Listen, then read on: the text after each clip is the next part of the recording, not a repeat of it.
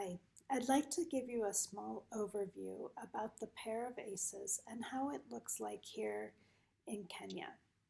Childhood adversity doesn't occur in a vacuum. Many traumas can be linked to the lack of resources or increased threats, which include mental, physical, and economic threats at both the community and the family levels. The effect of adverse childhood experiences are combined when they occur in a context of adversity within the community.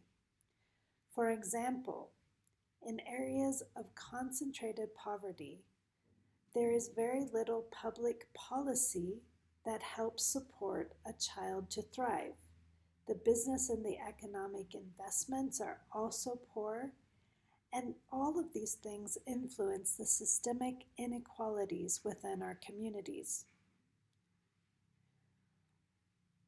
When this is happening, you will find also that the health of the communities is also greatly impacted, such as heart health, even obesity. These outcomes are associated with the adverse childhood experiences. In Kenya, what does this look like? Community inequalities include limited economic mobility and access to social services, poor housing conditions, systemic marginalization, and other community-based stressors, such as violence and substance abuse.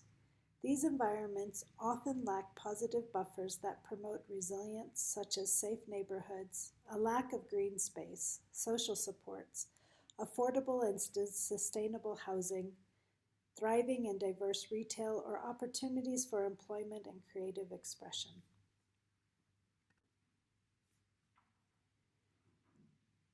Current scientific evidence indicates that adverse childhood experiences can have a tremendous negative impact on health and quality of life. Safe, stable, nurturing relationships and environments are the type of protective factors which are essential in preventing the emotional, physical, and psychological trauma and adversity that are linked to the ACEs. In the groundbreaking Adverse Childhood Experience study, we found strong links between traumatic or abusive childhood events and a wide range of poor health conditions later in life. When communities experience high rates of violence, the result is both high levels of trauma across the population and a breakdown of the social networks, our social relationships, and the positive social norms that actually make up a healthy community. All of these things are protective factors against violence and are often things that help us keep our health and our economic and social viability. I've already spoken about the Parabasis Framework in the first slide. The Parabasis Framework helps us see how the impact of trauma extends beyond the individuals who directly witness or experience the violence. Trauma is produced by structural and cultural violence, which prevents people and communities from meeting their basic needs.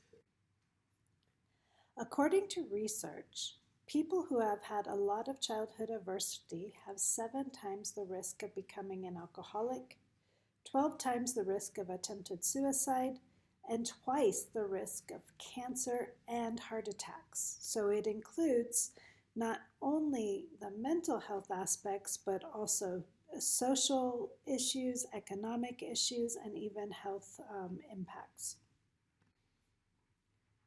Those with more ACEs are more likely to be violent, but also more likely to be victims of violence. They have more broken bones, more marriages, and use more prescription drugs than often people who have had little to no childhood adversity.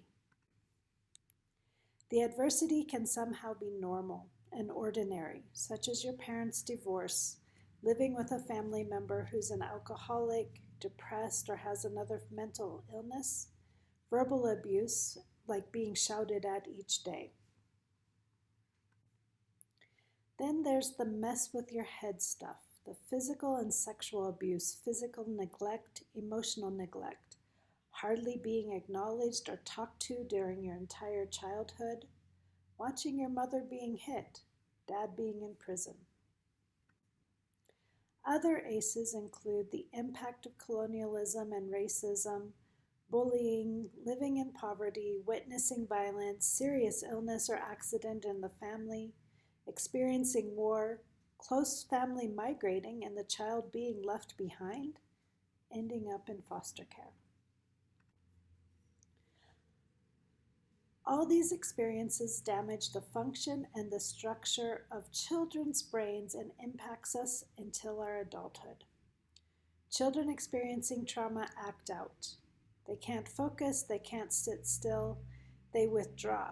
That fight, flight, or freeze and submit response is a normal and expected result of adversity, stress, and violence.